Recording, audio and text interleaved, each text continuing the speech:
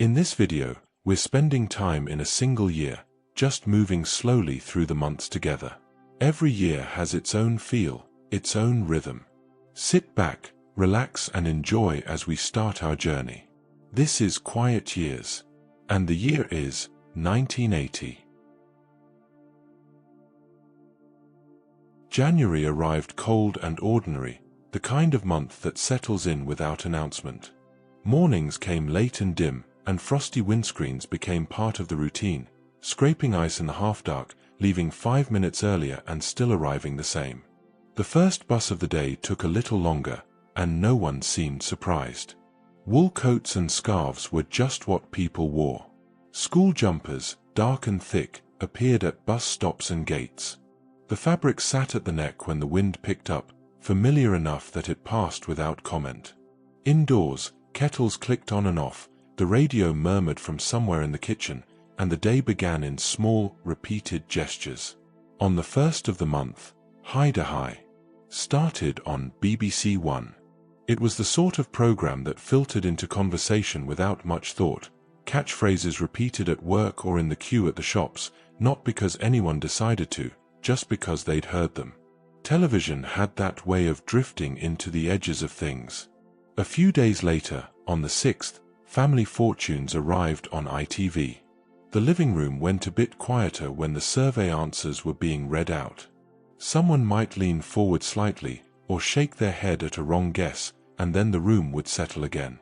It mattered for a minute, and then it didn't. Mid-morning on a Tuesday, the 15th, Simon Bates was on BBC Radio 1 at 9 o'clock.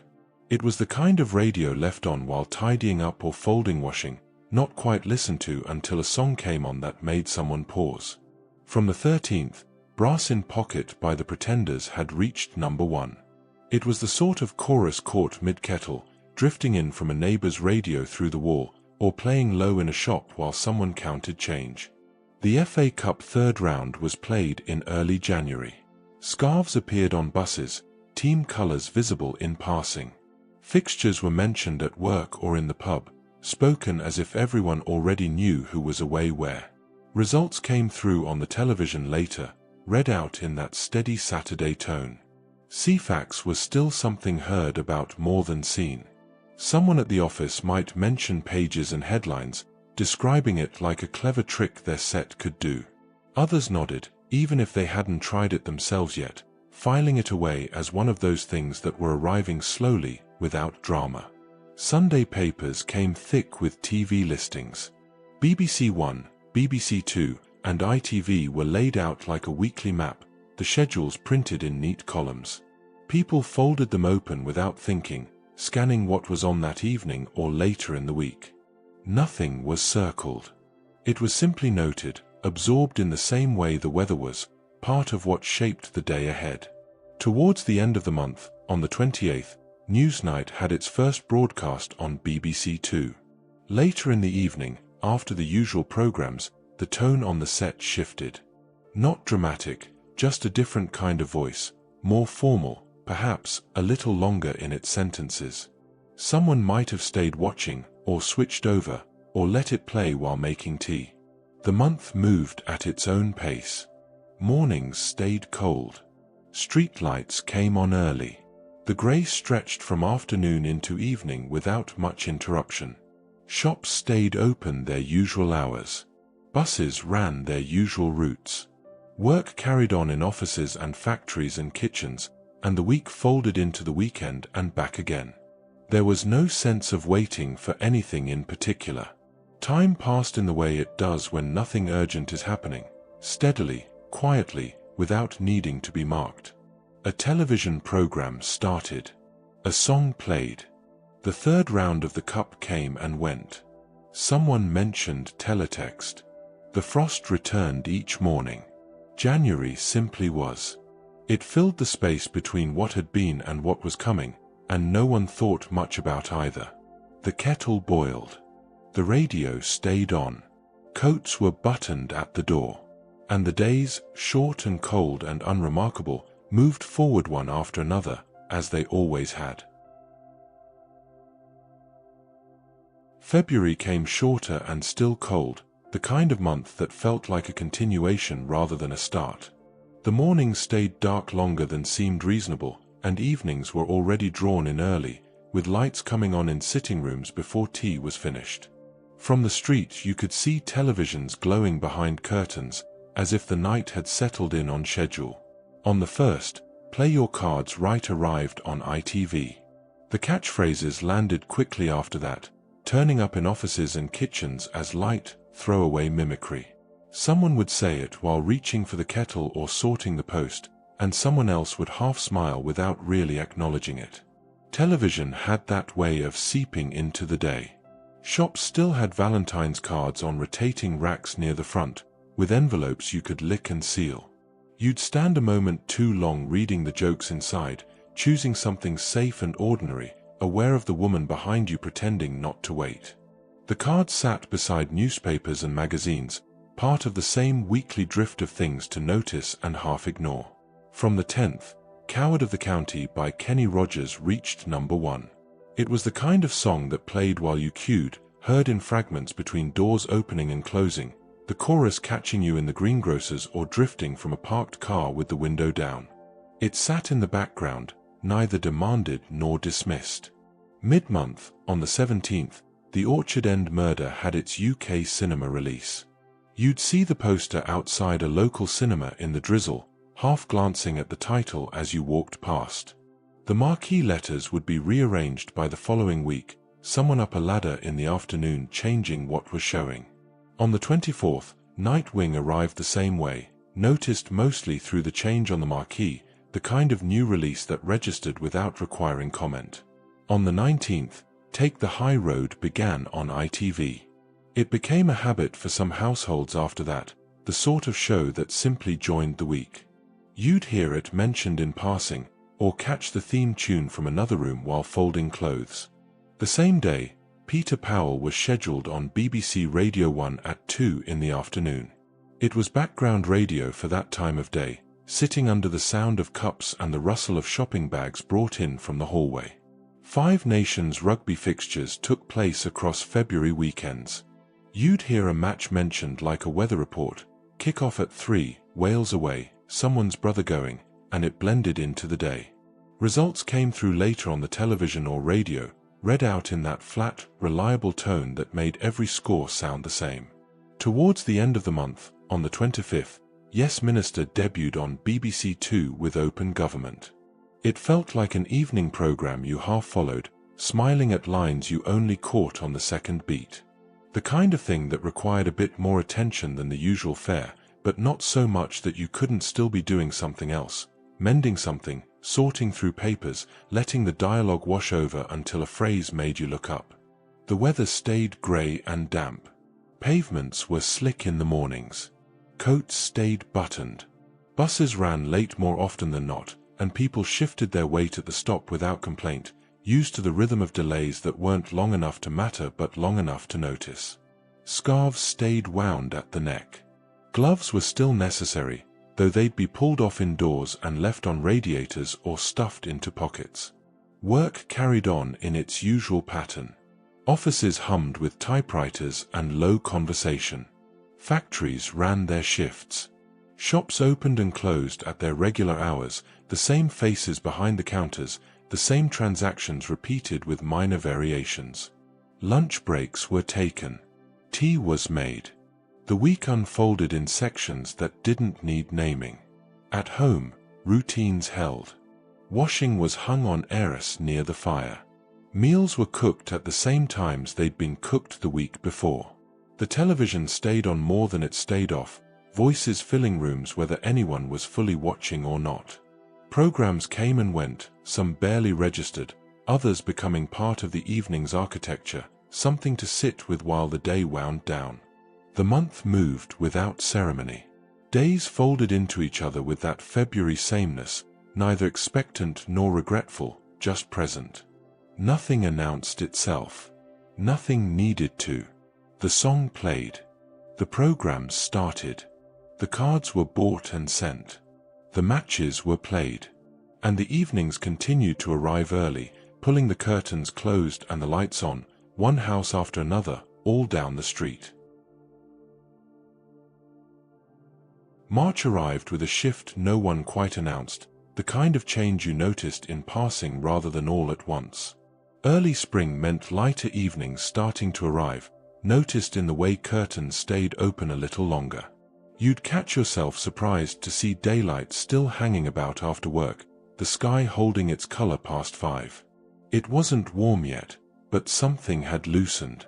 School terms carried on with muddy shoes and coats drying near radiators. It was all routine, the smell of damp wool, the quiet complaint about wet trousers or forgotten lunchboxes, and then forgetting about it. Children walked home in groups, kicking stones, their voices carrying further in the stretched-out afternoons. From the 9th, Together We Are Beautiful by Fern Kinney reached #1. It floated around like a tune you couldn't quite place, turning up in shops and in the background of chatter. You'd hear it while paying for groceries or waiting at the counter in the post office, the melody settling somewhere in the back of your mind without asking permission. On the 5th, The Brood had its UK cinema release.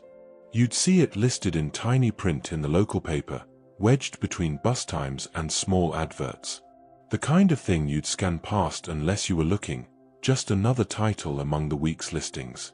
Easter eggs began appearing in supermarkets in simple cardboard boxes and foil wraps. You'd spot them near the end of an aisle, not buying yet, just registering that the year was moving. They sat beside the biscuits and tins, waiting for someone to decide it was time. On the 12th, the first envisioned Ceefax transmissions aired on BBC One, running from 8:30 until 9 on weekdays. If someone had the right set, they'd call you over to look, like it was a small piece of the future on the screen. Pages of information, blocky and bright, where a program usually was. Envision Teletext also ran on BBC Two in short weekday blocks, around 10 to 8:30, and again in the mid-afternoon from 3:30 to 4. It felt like something you might catch by accident, a quiet page of headlines or travel news appearing without fanfare.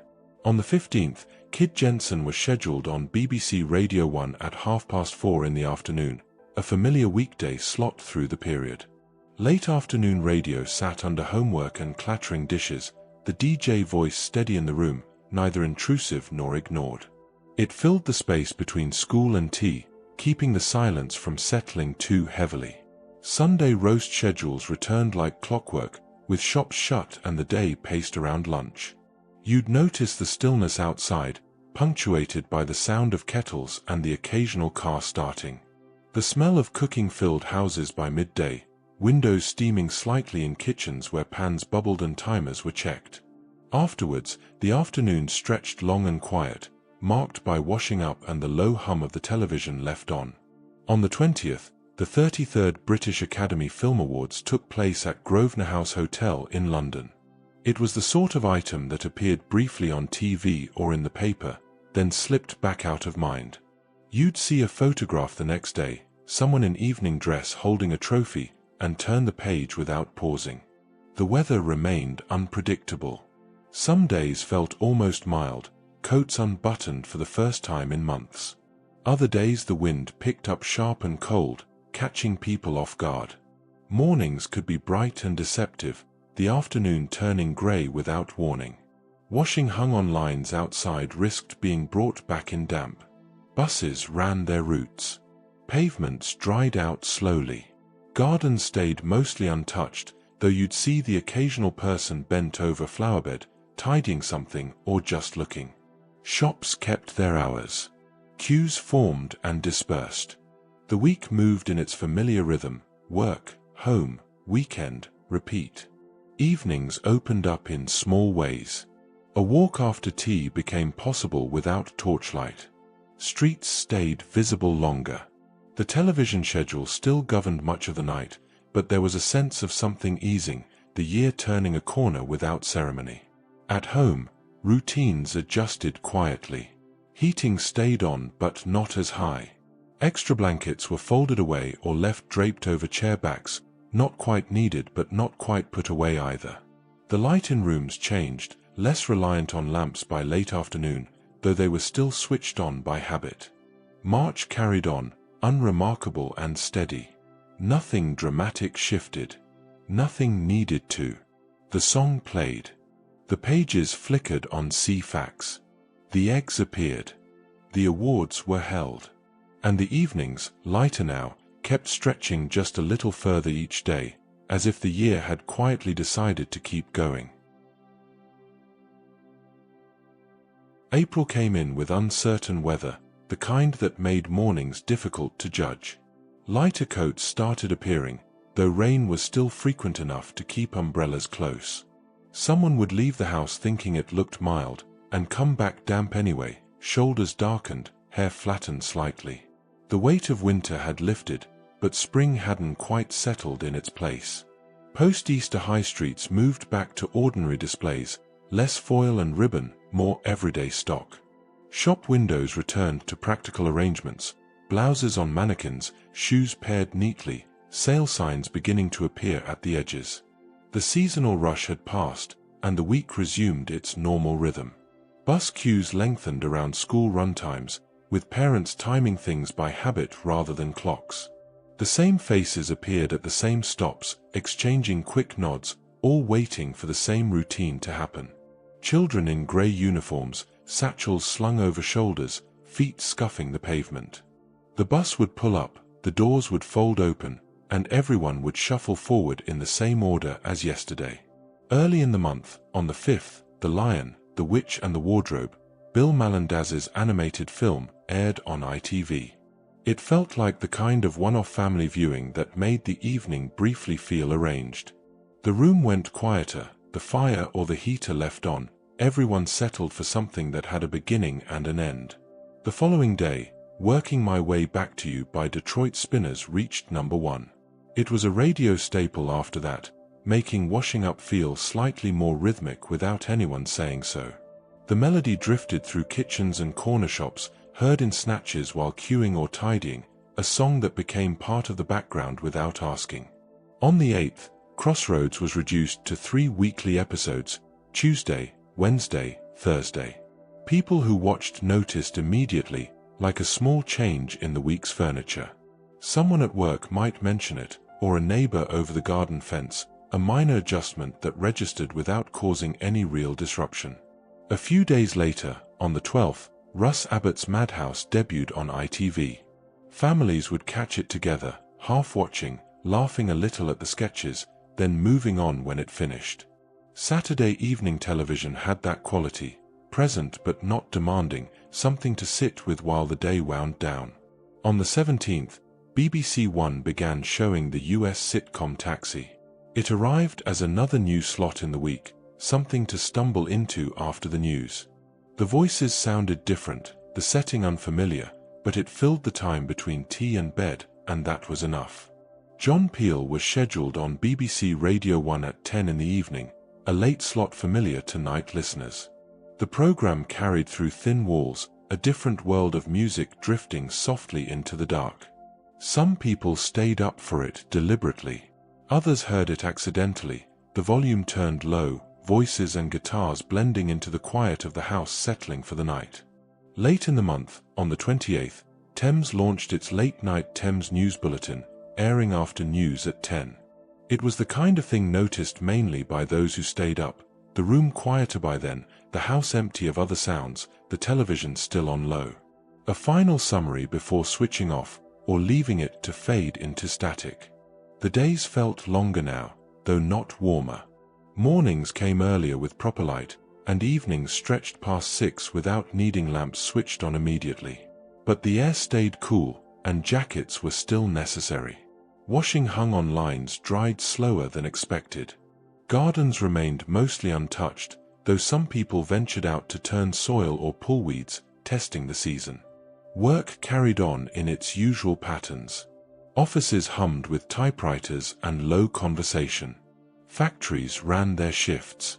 Shops opened and closed at their regular hours. Lunch breaks were taken. Tea was made. The week moved in familiar sections, each day much like the one before. At home, routines held steady. Coats were hung up. Shoes were left by the door. The television stayed on through most evenings, voices filling rooms while plates were cleared and the washing up was done. Programs came and went, noticed, or half ignored depending on the mood. Nothing required full attention. Everything simply carried on. April moved through its weeks without announcement, the weather shifting, the routines holding. The song played. The programs started and adjusted. And the month passed quietly, one unremarkable day after another, as months do. May arrived with a brightness that felt almost unfamiliar, the kind of light that came earlier and stayed longer, reshaping the edges of the day.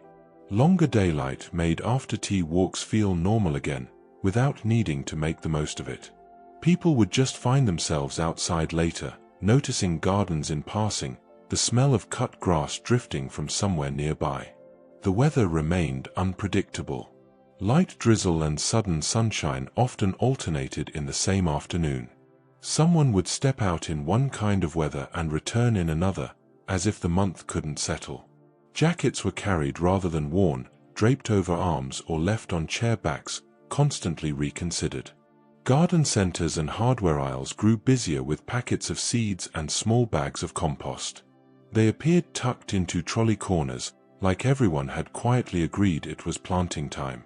Neighbors could be seen bent over flower beds at weekends, turning soil, tying things back, the rituals of spring maintenance taking up Saturday mornings. On the 10th, the FA Cup final was played at Wembley, West Ham United against Arsenal. Saturday afternoons sounded different for it. More radios on, more people speaking in scores. Scarves appeared on the television screen, faces painted, the stadium roar audible even through small speakers. Results came through later, reported in that flat, familiar tone, then absorbed into conversation at the pub or over the garden fence. The following day, What's Another Year by Johnny Logan reached number 1. It sat neatly in the pop air of the month after that, turning up in cafes and car radios without announcement. The melody was simple enough to remember without trying, heard while waiting at traffic lights or queuing in the post office. On the 22nd, Blue Peter featured Mark Hamill and Carrie Fisher. Children mentioned it the next day as if they'd met someone famous, even though it was just the telly. The episode became playground currency for a while, retold and exaggerated, until the week moved on and something else took its place. 2 days later, on the 24th, the adventure game debuted on BBC One. It felt slightly odd and intriguing, the kind of program watched because it was simply there. The puzzles and the strange sets gave it a quality that didn't quite match anything else on at the time, but it filled the slot and people watched, half curious, half idle. Mike Red was scheduled on BBC Radio 1 at 8 in the evening, an evening slot that carried the same weekday feel. It was radio someone could have on while ironing, the songs doing most of the talking. The DJ voice sat comfortably in the background, neither intrusive nor ignored, just present.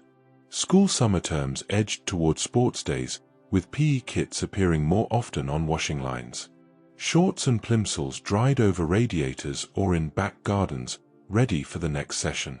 The rhythm shifted, more trainers left by doors, more talk of next week, of races and field events that felt both significant and fleeting. Pubs kept doors propped open on mild evenings, letting street sounds mix with conversation. Voices spilled out onto pavements, laughter carried further than usual. It felt like the room had expanded slightly, without anyone needing to say it. The warmth, such as it was, made sitting outside almost reasonable, even if coats stayed nearby just in case. The streets showed the season's adjustment. Lighter fabrics appeared, cotton shirts, thinner trousers, skirts without tights underneath. Sandals began to surface, though sensible shoes still dominated. Children wore less, cardigans abandoned, blazers left unbuttoned, ties loosened. The high street at lunchtime felt less bundled, more open, though no one would call it warm yet. Work carried on with windows opened wider now, letting air move through offices and shops. Factories ran their shifts in the same order. Buses followed their routes. The week unfolded in its familiar pattern: work, home, weekend, repeat, but with the day stretching at both ends, making the routine feel slightly less contained. Evenings at home adjusted without announcement. The television stayed on, but curtains were drawn later. Washing up was done with daylight still visible through the window. Gardens were tended after tea, not left until the weekend. Small tasks that winter had postponed became possible again, fitted into the extra hour before dark. May moved through its weeks with a gentle insistence, the season pressing forward without drama. The song played. The programs started. The final was watched. And the month passed in that ordinary way months do, one unremarkable day giving way to the next, the lights slowly lengthening, the routines quietly adjusting to meet it. June arrived with the light fully stretched, the kind of brightness that made the whole month feel longer than it was. Longer light made it easier to miss the time. Someone could still be reading the paper while the sky stayed pale, looking up to realize it was later than it felt. The day extended at both ends, morning and evening blurring their usual boundaries. Evening television was often watched with windows cracked open, letting in outside voices and birds. The sound from the set blended with the street in a soft, ordinary way. Children playing further down, a neighbor mowing grass, someone calling a cat home, all of it mixed with the dialogue and music from whatever was on, creating a particular kind of background hum. Picnic food appeared more often in shopping baskets, squash, sandwich bread, and multipacks for days out. The items lined up on counters, bought almost automatically, part of the preparation for weekends that might involve parks or countryside. Plastic bags hung heavy with bottles and packets, carried onto buses or into car boots, the same provisions repeated across households. From the 15th, Crying by Don McLean reached number 1. It had that drifting, late evening feel, the sort of song that made someone pause mid-task. The melody sat gently in the air, heard from radios in gardens or through open windows, a sound that matched the slower pace of warm evenings. On the 23rd, two things happened to mark the day. ITV aired the 2000th episode of Coronation Street. It was mentioned like a milestone no one had to celebrate, just something people had been around for. A brief acknowledgement, perhaps a comment at work or in the queue, then the week carried on. The same day, the Wimbledon Championships began, running through to early July. Tennis appeared on the television in bright living room light, the hush of play sounding almost like summer itself. People would catch matches in passing, or settle in for a set, the rhythm of serve and rally providing a gentle structure to afternoons. Andy Peebles was scheduled on BBC Radio 1 at 2 in the afternoon, a recognizable daytime anchor slot. Afternoons sounded steadier with a familiar presenter, especially when the day felt long. The radio carried through kitchens and offices, voices and songs marking the passage of hours between lunch and tea. School terms moved into end-of-year routines, reports, small assemblies, and rehearsal talk. It was all half-heard in corridors and kitchens, like background admin for the month. Children brought home newsletters and permission slips. Parents signed things without reading closely, trusting the routine. Sports day dates were mentioned. Summer fates planned. The year winding toward its close with the same ceremonies it always had. Weekend day trips by train felt more tempting, with stations busier and platforms warmer. The smell of hot brake dust and newspapers lingered as people waited. Families with packed lunches, couples with maps, daytrippers heading to coast or countryside, the platforms filled and emptied in waves, the timetable shaping movement across the country. Strawberries and early summer fruit became more visible on market stalls. Punnets stacked in rows, the red bright against cardboard and newsprint. Someone would pass them and think summer, without needing anything else to confirm it. The fruit was bought and eaten quickly, the taste sharp and sweet, fingers stained afterwards. Clothing lightened further. Short sleeves became standard, bare legs more common. Sandals appeared on pavements alongside trainers and sensible shoes. Men wore shirts without jackets, ties loosened or abandoned altogether. Women in cotton dresses or light skirts, cardigans tied around waists in case the evening cooled. The high street at lunchtime felt looser, less formal, though workplaces still held to their dress codes where they mattered. Gardens came into their own. Lawns were mowed more frequently, the sound of it a Saturday constant. Washing lines stayed full, clothes drying faster. Sheds and garages were opened and sorted, tools brought out for small projects. The outdoor space became an extension of the house, used more casually, chairs dragged onto patios, doors left propped open. Work carried on with windows wide now, fans brought out in some offices, sleeves rolled up. Factories ran their shifts in the heat, the air thick and still. Shops stayed cooler inside, a brief relief when stepping through the door. Lunch breaks stretched longer, people finding benches or grass to sit on rather than staying indoors. The month moved with a kind of ease, unhurried and warm. Days folded into each other without much to distinguish them beyond the weather and what was on television. The song played. The tennis continued. The routines adjusted to the season. And June passed in that slow, unremarkable way that summer months do, the light holding everything in a gentle suspension. July arrived with school holidays beginning, shifting daytime streets in a way that felt both sudden and expected. Fewer uniforms, more children out in clusters, walking to shops, sitting on walls, drifting through parks. The change was noticed on buses first, the noise different in a small but definite way. The rhythm of the week loosened, freed from the morning rush and the afternoon collection. Later sunsets made the last bus home feel less like night travel. Someone could sit upstairs, watching streets still bright enough to recognize, the sky holding its pale blue long past 9. The light stretched everything, making evenings feel longer than they were, as if the day refused to properly end. Ice lollies and fizzy drinks were more prominent in corner shops, closer to the till. The freezer opened and shut all day, a steady summer rhythm. Children with coins, older people buying something cold to take home, the glass fogging briefly then clearing. The bottles and wrappers accumulated in bins outside, evidence of the season passing in small transactions. Sunscreen bottles and cheap plastic sunglasses appeared in bathroom cabinets and glove compartments. They weren't special items, just things that turned up because it was July. The sunglasses were often scratched or hinged loosely, kept in the car for emergencies. The sunscreen sat half-used from last year, squeezed out sparingly, the smell of it marking hot afternoons. On the 13th, the British Grand Prix took place at Brands Hatch. Even for those who didn't follow it, the mention appeared on sports bulletins like a summer landmark. Results were reported in that flat, familiar tone, then the broadcast moved on. Someone at work might mention it, or a father watching with the volume up, but mostly it registered as another weekend event, noted and absorbed.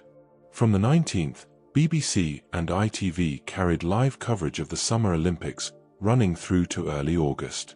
It became the kind of viewing people dipped into, turning it on, watching a little, then carrying on with other things. Athletes in bright colors, foreign stadiums, commentary that rose and fell with the action. The television stayed on while meals were prepared, washing folded, newspapers read. Events were caught in fragments, results learned later or not at all.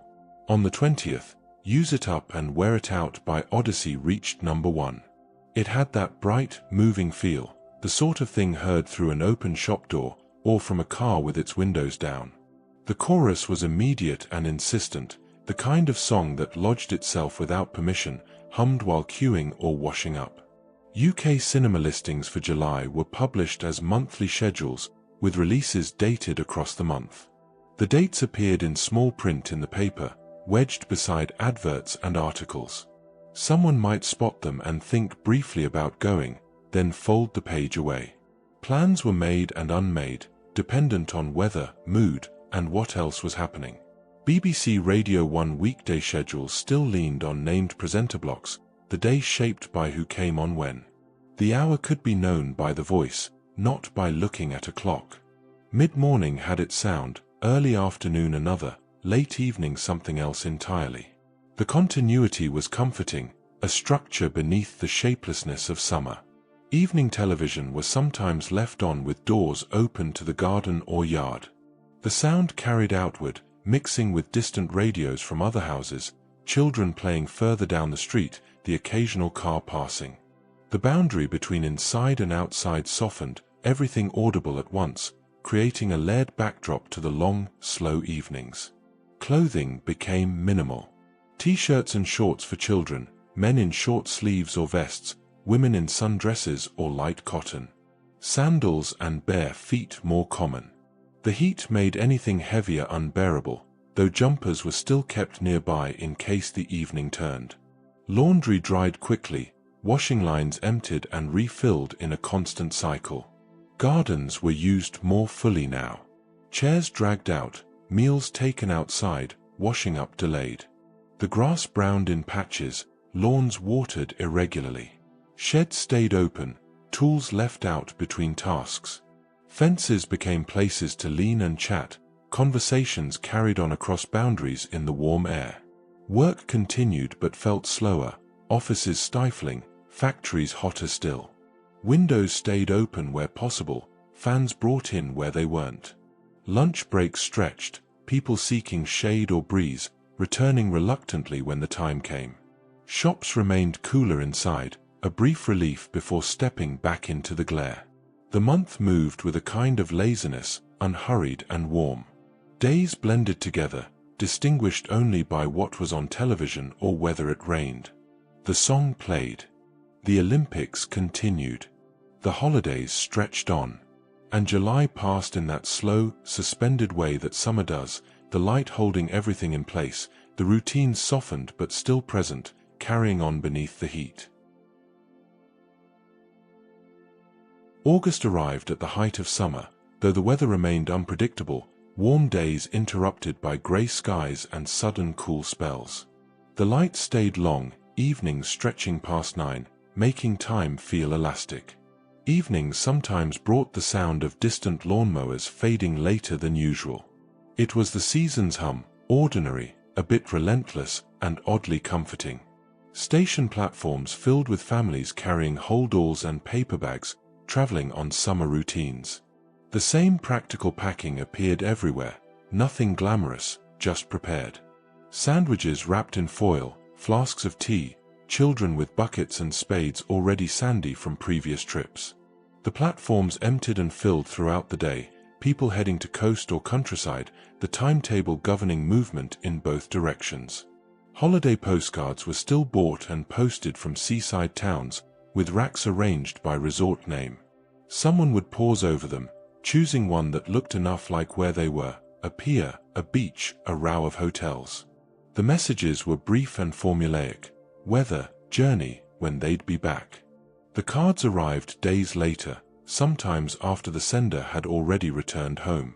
From the third, The Winner Takes It All by ABBA reached number 1.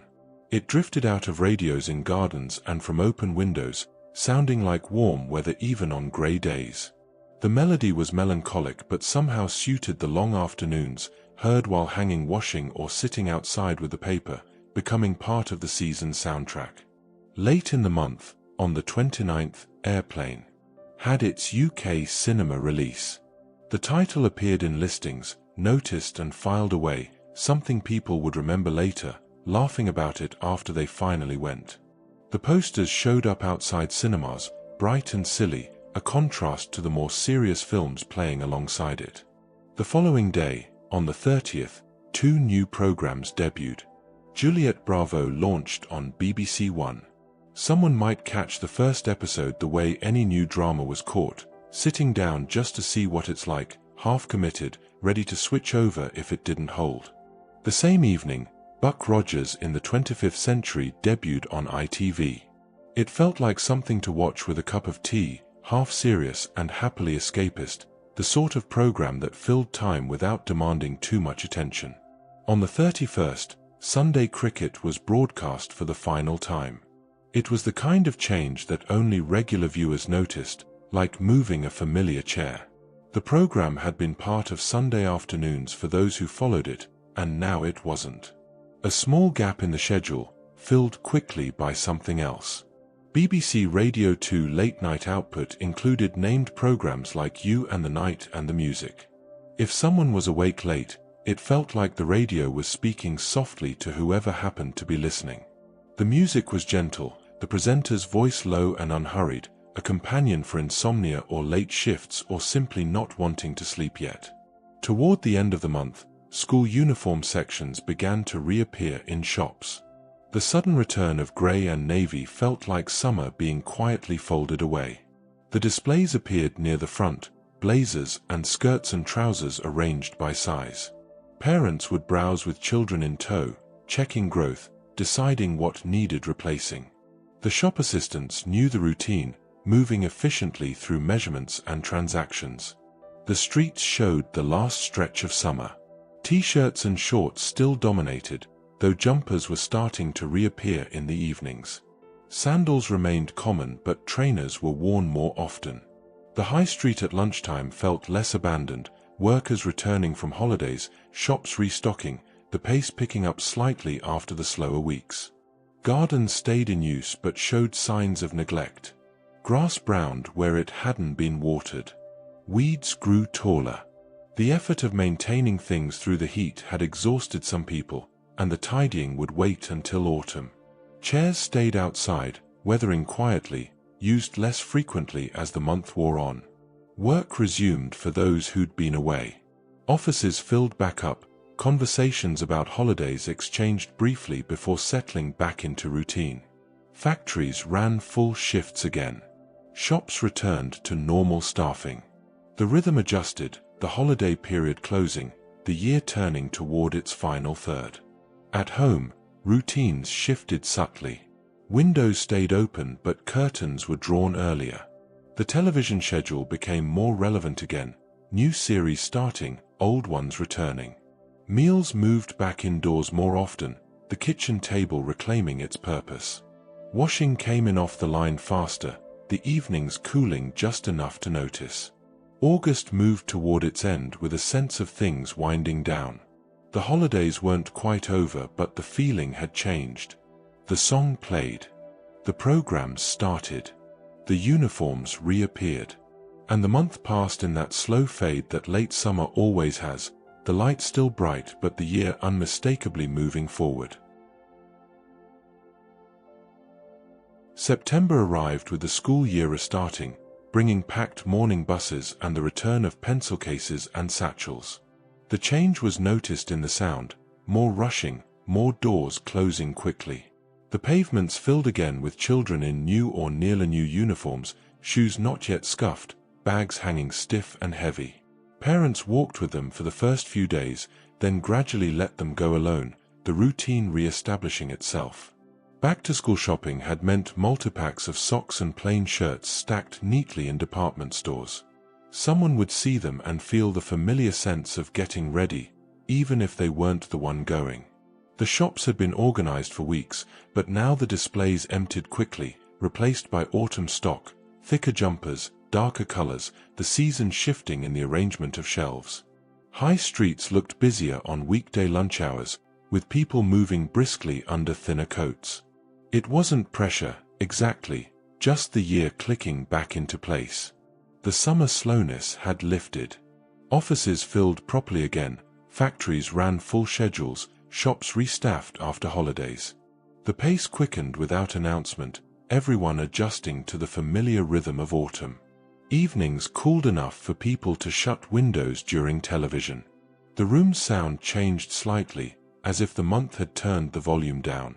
The outdoor noises, children playing, neighbors in gardens, distant traffic, became muffled or disappeared entirely.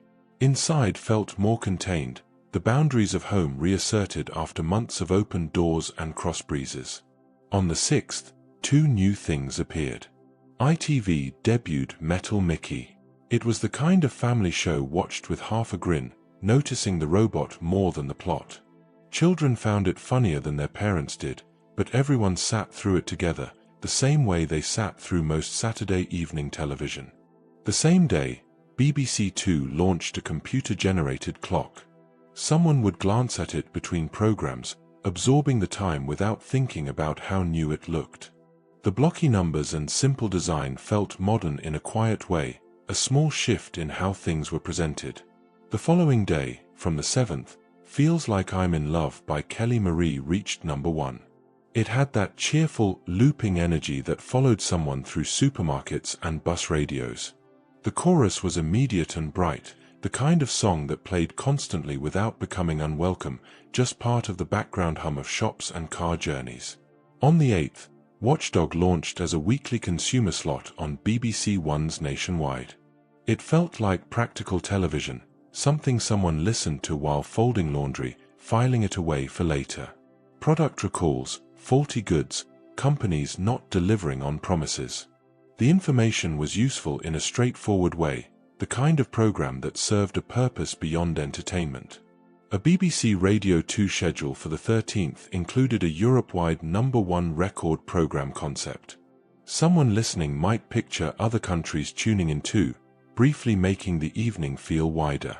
The idea of shared listening across borders was vaguely interesting, though mostly it was just another radio program, filling time between dinner and bed.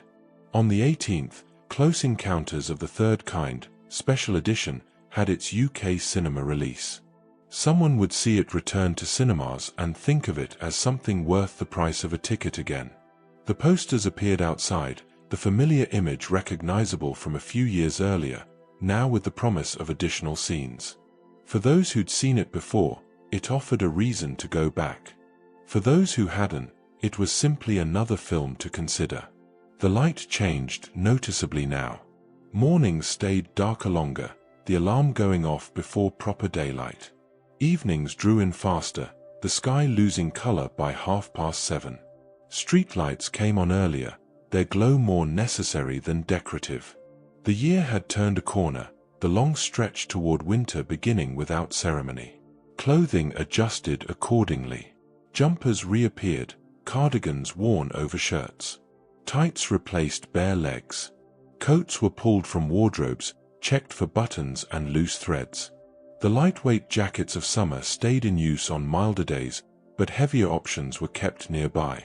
Scarves began to surface, not yet essential but present. At home, routines solidified. Heating was switched on in the mornings and evenings, radiators ticking as they warmed. Curtains were drawn earlier, the house closed against the cooling air. Meals moved firmly back indoors, the dining table in regular use. The television schedule became more structured again, new series starting, familiar programs returning from their summer break. Work settled into its autumn pattern. The holiday period was definitively over. Projects resumed, deadlines reasserted themselves. The rhythm of the working week felt firmer, more predictable. Lunch breaks shortened slightly, people returning to desks rather than lingering outside. September moved through its weeks with a sense of things returning to order. The song played. The programs started. The schools filled. And the month passed in that steady, unremarkable way that transition months do, the summer fully gone, autumn settling in its place. October arrived with autumn fully settled, the kind of month where the season stopped pretending and simply was.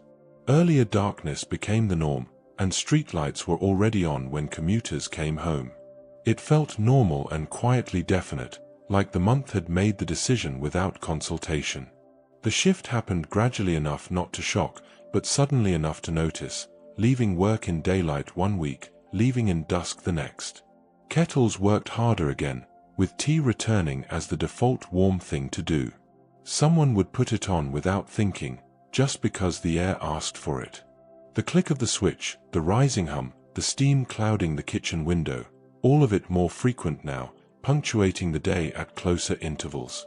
Mugs stayed cradled in hands longer, the warmth more necessary than the drink itself. Shop windows shifted to warmer colors, browns, oranges, woolens, without fanfare. Someone passing would register the change like a seasonal scent, absorbing it without stopping. Mannequins wore thicker knits, heavier coats. The glass reflected darker skies. Inside, heating had been switched on properly, the shops warmer than the street, condensation forming where cold air met warm.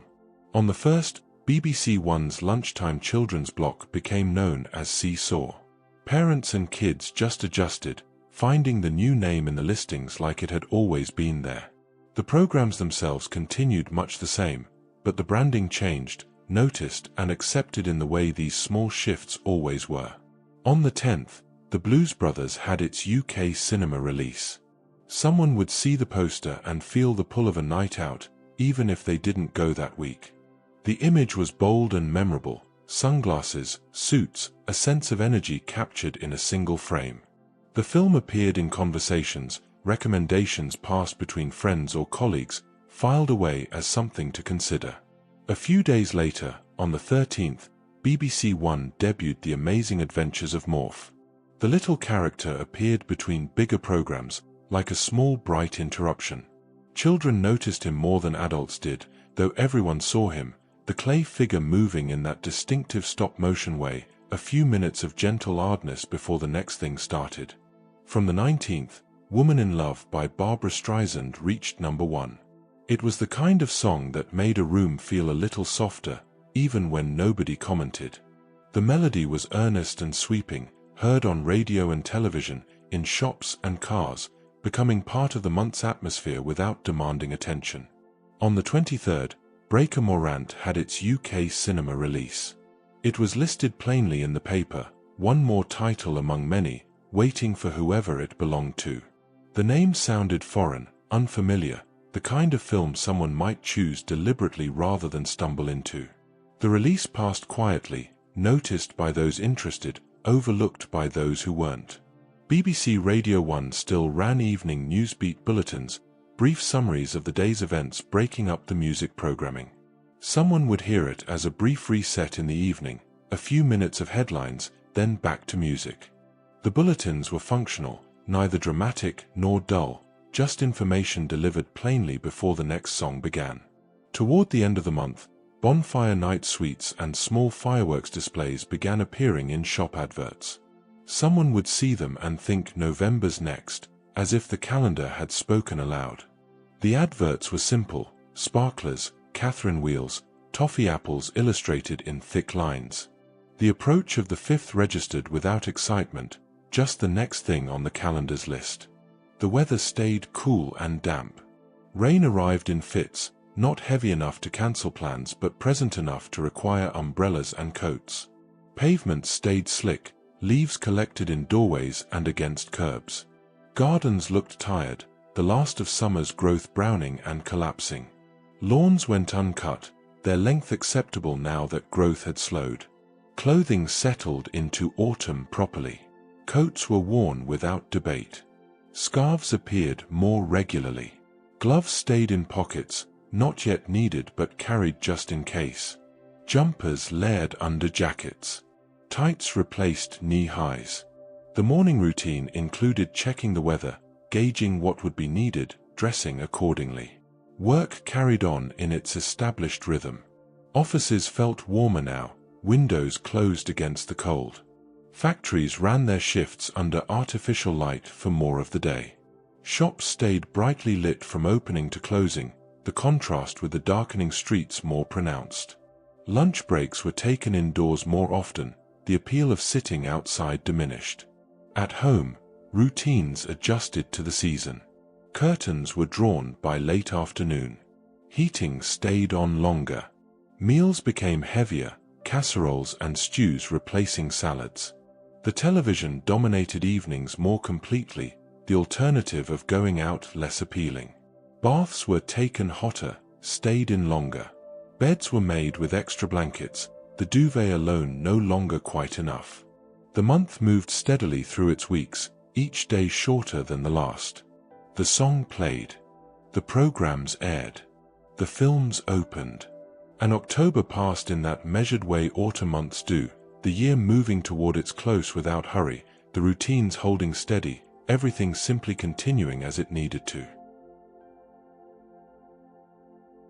November arrived with the clocks already back, and after-work travel happened in darkness more often than not. Bus windows reflected faces and streetlights, making the ride feel enclosed and quiet. The world outside became harder to see, reduced to passing lights and shadowy shapes. Inside the bus, condensation formed on the glass, wiped away with sleeves or left to run in thin streams. The heating rattled and clicked, too warm or not warm enough, never quite right. The weather stayed damp and cool, rain arriving in persistent drizzle rather than downpours. Fireworks season was close enough that smoke could be smelled in the air on some evenings, even days after. It lingered lightly on coats, showing up again when someone came indoors, that acrid, familiar scent of cordite and damp wood. Gardens stayed unattended, leaves piling in corners, the work of clearing them put off until a drier day that might not come. Pubs and cafes felt warmer by contrast, steamed windows making the outside look slightly distant. Someone would step in, shake off damp, and the month would soften at the edges. The warmth hit immediately, along with the smell of coffee or beer, voices mixing with the hiss of radiators. Coats were hung or draped over chairbacks, scarves unwound, the cold temporarily forgotten. Christmas catalogs and toy sections started to expand, taking up more aisle space in shops. Someone might browse without buying, just noting what was in this year. The pages were thick and glossy, illustrations bright against the grey outside. Children would pore over them, circling things in pen, while adults flicked through with vague interest, gauging prices, considering budgets. The catalogs accumulated on kitchen tables and in sitting rooms, dog-eared and marked, becoming part of the month's landscape. TV listings began to hint at seasonal specials, with familiar names edging into the schedule. Someone would see them in print and file them away as something to watch when it comes on. The anticipation was mild, not excited, just the recognition that the year was moving toward its close and certain programs would mark that passage as they always had. On the 17th, Spine Chillers, a Jackanory spin-off, debuted on BBC One. It was the kind of program watched with the lamp on, the room feeling a touch cozier for it. The stories were unsettling but safe, narrated in that familiar television way, designed to thrill children without genuinely frightening them. Parents watched too, half attentive, glancing up at the more dramatic moments. A few days later, on the 21st, the first Children in Need appeal aired as short segments on BBC One. Someone would notice it between programs, a gentle nudge in the evening rather than a full event. The appeals were brief and straightforward, asking for donations, showing why they were needed. The response was quiet, individual, not yet the coordinated spectacle it would become. 3 days after that, on the 24th, Difference Rent Strokes made its UK debut on ITV. Someone would catch it and decide quickly whether it was their sort of thing, then let it become part of the week or not.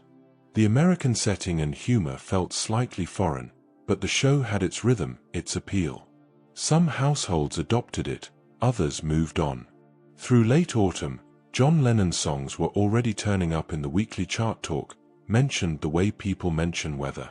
His music appeared on radio, in shops, part of the background rotation.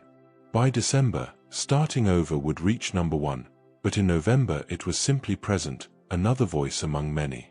BBC Radio 1 listings for mid-November existed as full-day schedules in Radio Times. For someone who listened daily, the comfort lay in the same framework holding the day together. The names and times created structure, the voices marking hours, the music filling gaps. The radio stayed on through mornings and afternoons, a constant companion to domestic routines and work tasks. Clothing became heavier still. Coats were worn properly now, buttoned against the cold. Scarves wrapped tightly, gloves pulled on before leaving the house. Woolly hats appeared, mostly on children but occasionally on adults too. Layers became essential, vests under shirts, jumpers under coats, everything designed to trap warmth. The effort of dressing for the weather increased, each morning requiring consideration of what the day might bring. At home, heating ran more consistently. Radiators stayed warm through the day, windows firmly closed. Condensation formed in bathrooms and kitchens, wiped away repeatedly. Curtains were drawn early, the house sealed against the dark. Meals became heavier and hotter, soups and roasts, anything that warmed from the inside. The kettle worked constantly, tea and coffee consumed at closer intervals. Work carried on in its November rhythm. Offices felt stuffy, the windows closed, the air recycled. Factories ran their shifts under artificial light, no natural daylight penetrating the interior. Shops stayed bright and warm, the contrast with the street more pronounced. The working day began and ended in darkness, the journey to and from marked by streetlights and headlights. November moved through its weeks with a kind of steady dullness, neither dramatic nor pleasant, just present. The programs aired. The catalogues arrived. The darkness deepened. And the month passed in that unremarkable way late autumn months do, the year closing in, the routines holding firm, everything simply continuing toward December. December arrived with early darkness and colder evenings making curtains close sooner, with lamps on before the 6 o'clock programs. The house felt gathered in, as if the month naturally drew everything closer. Windows fogged with condensation, wiped clear only to mist over again. Heating stayed on through the day, radiators ticking as they worked. The outside world felt distant, reduced to what could be glimpsed between curtains or heard through walls. From the first, BBC Scotland ran a one-week breakfast TV experiment, simulcasting Good Morning Scotland. Someone might catch it if they happened to be up early, the strange novelty of TV in the morning feeling slightly unreal. The concept was odd enough to mention but not odd enough to change routines. Most people still relied on radio for morning company, the television reserved for later in the day. On the 8th, Button Moon debuted on ITV. It arrived quietly, like a small new bedtime ritual for households with children. The simplicity of it, household objects in space, stories told with minimal fuss, suited the late afternoon slot. Parents might watch with half an eye while preparing tea, children absorbed fully, the program becoming part of the evening structure. The following day, on the 9th, the flip side of Dominic Hyde aired as part of Play for Today on BBC One. It was the kind of single drama watched in silence, then let go of as the kettle clicked. The story stayed with some viewers longer than others, but mostly it passed as these dramas did, absorbed in the moment, filed away afterward, part of the week's viewing. On the 17th, Never Never Land had its UK cinema release. The title appeared printed among the December releases, another option for an evening out in the cold. Cinema going in December required commitment, the walk through freezing streets, the warmth inside almost too much, the return journey colder still. But the films kept playing, and people kept going, the ritual maintained. From the 21st, There's No One Quite Like Grandma by St. Winifred's School Choir reached number 1. It was the sort of song heard while wrapping presents, half smiling at how quickly it became unavoidable. The children's voices and simple melody made it feel seasonal without trying too hard, and it played constantly, in shops, on radio, on television variety shows. The song lodged itself in the month's memory without permission. Christmas Day schedules included BBC One's network premiere of 20,000 Leagues Under the Sea. It sat there in the day like part of the furniture, something on the television while people came and went. The film played to half-empty rooms, watched in fragments between meals and conversations. The television left on because switching it off felt somehow wrong on Christmas Day. The BBC Sports Personality of the Year ceremony took place as a regular end-of-year TV moment. Someone would notice it the way traditions were noticed, by recognizing the title more than remembering last year's details. The ceremony aired, awards were given, highlights played, and then it was over, another year marked and filed away. TV listings thickened with seasonal films and specials, and people spoke in program titles instead of dates. Someone would say, "It's on after the news," and that was enough to locate the evening. The schedules became more important, circled and noted, the television taking on greater significance as the center of the holiday routine. Cards, stamps, and small rolls of tape became everyday checkout items in the weeks before Christmas. They piled on counters, the practical side of the season. People bought them in multiples, calculating how many would be needed, then buying a few extra just in case. The writing and addressing of cards happened in fits, a few done one evening, more the next, the task stretching across the month. Shops stayed open later, though not dramatically so. The high street felt busier, more purposeful. People carried bags from multiple stores, checking lists, comparing prices. The cold made lingering uncomfortable, so browsing became more efficient. Shopping was done in waves, one trip for cards and wrapping, another for food, another for last-minute gifts. The weather stayed cold and often grey, though snow remained mostly absent. Frost appeared on windscreens in the mornings, scraped away before the day could begin. Pavements stayed slippery, the ice invisible until someone stepped on it. Rain fell as sleet occasionally, not quite committing to snow. The sky stayed low and pale, the light weak even at midday. Clothing reached its winter peak. Heavy coats, thick scarves, woolly hats, gloves kept in pockets or worn constantly. Layers beneath layers, vests and jumpers and cardigans, everything designed to trap warmth. Children wore their school coats over their uniforms, the fabric stiff with cold. Adults bundled themselves before leaving the house, the process taking longer as the month wore on. Work wound down toward the holiday break. Offices emptied earlier, Christmas lunches held, productivity declining without anyone admitting it. Factories ran reduced schedules. Shops stayed staffed, but the work felt lighter, the conversations more relaxed. The year was ending, and everyone felt it, the routines loosening in preparation for the pause ahead. At home, preparations continued in increments. Decorations went up gradually, a tree one weekend, lights the next. Cards arrived daily, displayed on mantels or windowsills. Food was bought and stored, tins and packets accumulating in cupboards. The house filled with the smell of baking, mince pies and cakes, the kitchen warm and busy. December moved through its weeks with a kind of inevitability, the month shaped entirely by what came at the end. The programs aired. The song played. The schedules thickened.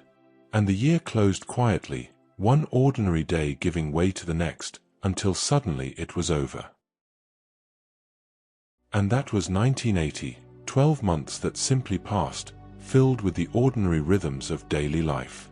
The television stayed on. The kettle clicked. The buses ran their routes. Songs played, programs aired, and the year moved quietly from winter back to winter. As December closed, 1981 was already arriving. The same streets, the same routines, small shifts waiting to unfold in their own unremarkable way. The calendar turned. Life carried on.